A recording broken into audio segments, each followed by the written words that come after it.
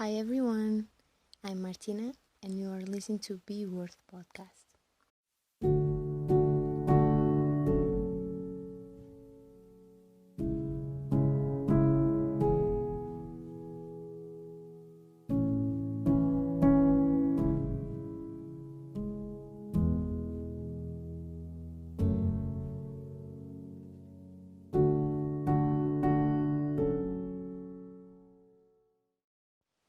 Hello and welcome.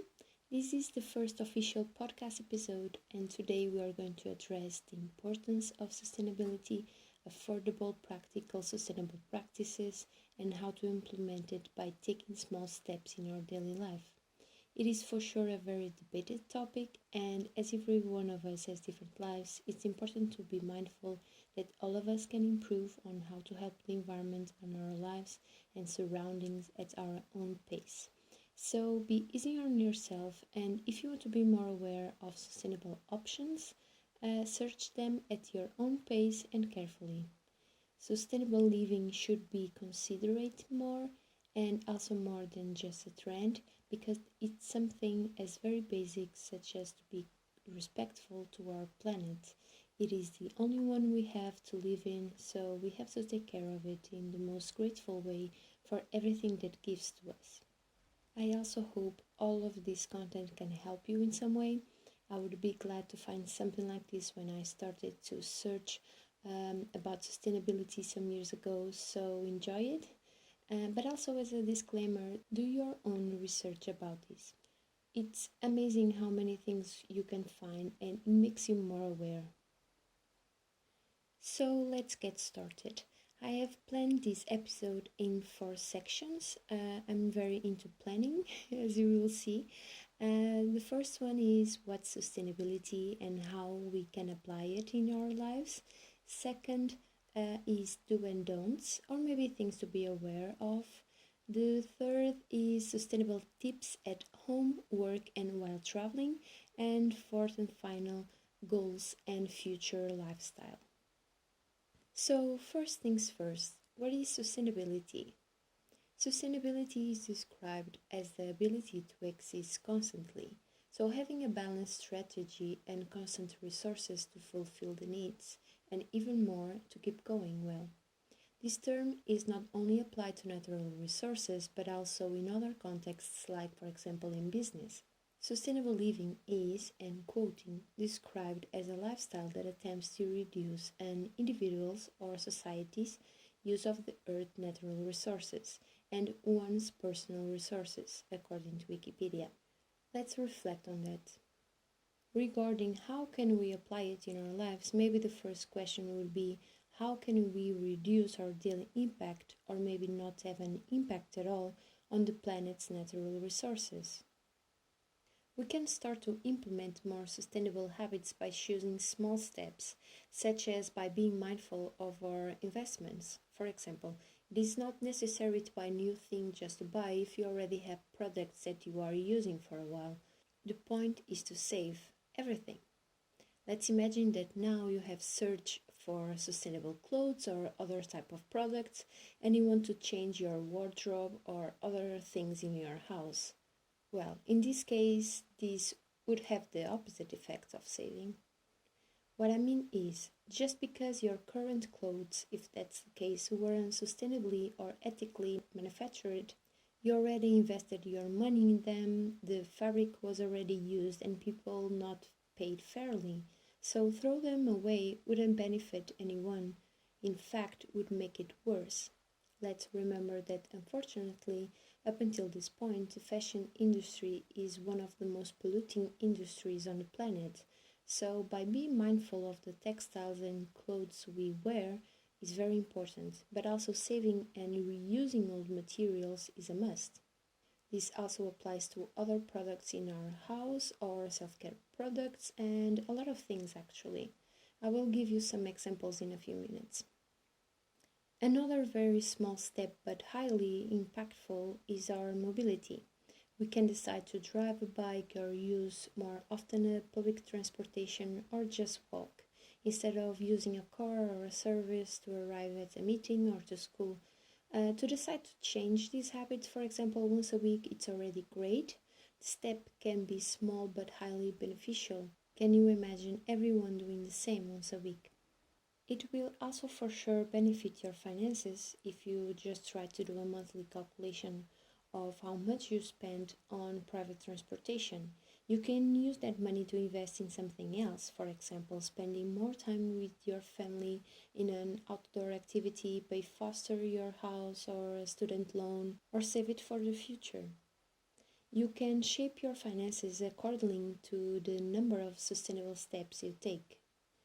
And sustainability is connected with everything, with the environment and our present, with how you choose to spend your finances and time, with fairness of how other people are paid and treated in their work environment. It is also connected with the environmental future, your values, legacy, and so much more. Now, second point, do and don'ts, or maybe once again, things to be aware of. Related also to the financial aspect is where you can get the products you need in a budget, making sure the products you are buying are from a reliable source. How can you do it? First, research products and materials, make a list of the things you need, research brands, preferably in the country you are based, ask in small shops close to you where you can find them. This is also a great tip, by the way, to support local commerce. And become more aware of how you can get what you need without spending a lot and paying fairly for the products. More recently, some of the described sustainable products became more expensive, due mainly to eco-friendly rebranding, marketing, etc. But if you can get a wood brush, for example, in your local shop or in a city close by, you don't need to pay a higher price and even more shipping costs to get a product from another country. The point is to save resources. Of course, depending on the country, sometimes might be a bit harder to find the products or materials you need. In that case, read carefully the product description online and guarantees and recommendations to use those products. Research more about the company, like checking if possible where the products are made, if everyone involved is paid fairly, etc. Check all the customs fees previously, and if possible, read the reviews about the product. If it's a product for skincare or personal care in general, read all the ingredients, check if it is cruelty free, that's super important, and check if the product is suitable for your skin or hair type. Why? Because unfortunately some brands, even though they claim to use natural ingredients, and they might actually use some, they also use high percentage of ingredients that can deeply damage your skin or hair. So be aware of ingredients like perfume, parabens, aluminum, artificial coloring, formaldehyde-based preservatives, mineral oil, ingredients ending in siloxane or metacone, also triclosan, sodium lauren or sodium laureth sulfate. I hope I'm saying it right. And DEA, MEA, and TEA, and so many more. So check for that. Other things to be aware are, for example, packaging. Try to minimize it when buying something. Of course, in some products like groceries, it's easier, but in other products like furniture that comes with a lot of packaging, unfortunately, reduced packaging is not possible yet. But you can actually make a difference about this by sending an email to a company you like and ask them kindly to reduce their packaging. It might take a while, but companies want and need feedback from the clients. Now, third point, sustainable tips at home, work, and while traveling. This point is going to be a bit long, but I hope it helps you. So many things can be done at home to reduce, reuse, and recycle materials. It's amazing. Some of the things I practice, for example, are save water and energy. It's easy to change to LED lamps Also, when buying home appliances, look for energy efficiency above B. Depending on the appliance, but always choose the ones with the efficiency letter in the green mark. If possible, adapt your home to solar energy, although in some countries it is still expensive to install the equipment. You can also control the time of day where you really need to use energy, and during the other hours you don't need it. Disconnect TV, phones, and so on, because standby lights still consume energy. You can also reduce the use of energy and water if you reduce the times you use washing machine and dishwasher. Pick a day of the week to use it and only use them when you have the machines full. Of course, this can vary if you live alone or in a family of 4 or 5 or with young children, but do your best. In my case, what I normally do is, for example, to use washing machine 2 times a week, either on Saturday or on Sunday. I do one machine of colors and another with white clothing, and that's it. You can also save energy and water with machine programs and with the temperature. Regarding laundry detergents and other cleaning products, choose 1 or 2 biodegradables. Some products you already use at home, like vinegar, are also a great cleaning product if you don't know about it, but research and be aware of the materials where it's not advisable to use vinegar to clean. Another important thing is the heating system. It's also a big energy consumer. Regarding buying new products, focus on quality and not quantity. Prioritize natural, organic, eco-friendly, sustainable materials that are durable. Choose the materials wisely. Concerning your non-sustainable products, don't throw them away. As I said before, reuse it, donate, give to friends, sell to a second-hand vintage store if possible, or create a new necessary item, like for example a glass bottle you can use to store seeds, or reuse it as a vase for a plant. You choose. Beeswax wraps are also a great item to have at home instead of using aluminum foil or plastic wrap, and with these come your leftovers. And leftovers are great. You can make new dishes, put together some leftovers and make soup, or save them and reheat the next day. Food is becoming more expensive. It also needs natural resources to be produced, so do not throw it away. You can also compost, and with rainwater or water that you use to boil eggs, for example, you can reuse in your plants once the water is at room temperature. Actually, egg shells and coffee grounds are a great thing to use in some plants, so feel free to look for it. A great tip to do at home is also to reuse old clothes, and I really like this one. With a t-shirt or something else you don't use anymore, and if it's not good to donate, you can create a bed for your pet or a blanket for them, new pillows or some filling, a winter scarf, scrunchies for your hair, cloth napkins, a wiper just to use in your glasses, for example, or your laptop, or wipers to clean the dust, etc. A tote bag also, and yeah, cotton pads also for to clean your face. There are so many things you can do by reusing fabrics. It's great. Almost ending tips at home.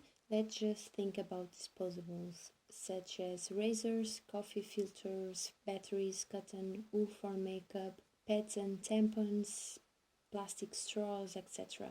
They are a big no. Always try to use reusable products like fabric napkins, glass cups, etc.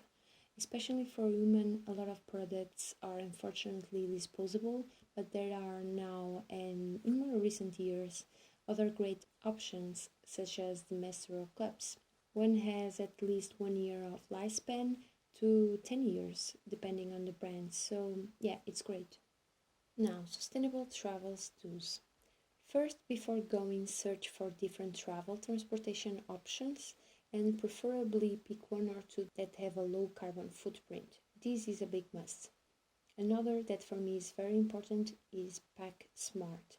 Only carry clothes that are essential and suitable for the weather conditions, same for personal care products. Also, always carry a cotton shopping bag.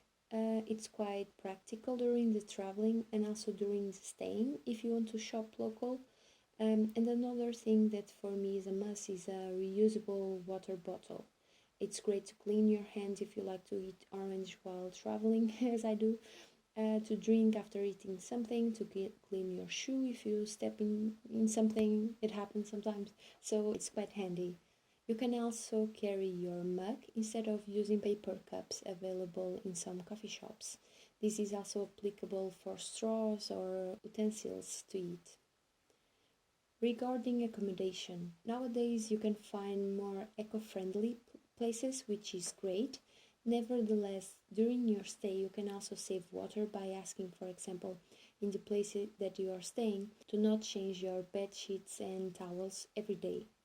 While traveling, it's also great to be a traveler instead of a tourist, so treat everyone and everything with respect as you would in your own city.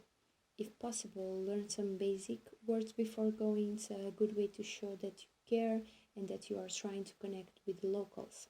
You can also support a local charity or NGO, for example, if you have some time. Now, some really important sustainable travel don'ts. This is super important if you are going to practice diving. For example, do not touch corals because oils in your skin disturb these delicate organisms, and do not leave behind any type of waste that can damage or pollute nature. Be aware also of your sunscreen type because it's a product full of chemicals like oxybenzone that is polluting seawater daily and damaging marine life. You can search for biodegradable sunscreen or get a full body swimsuit.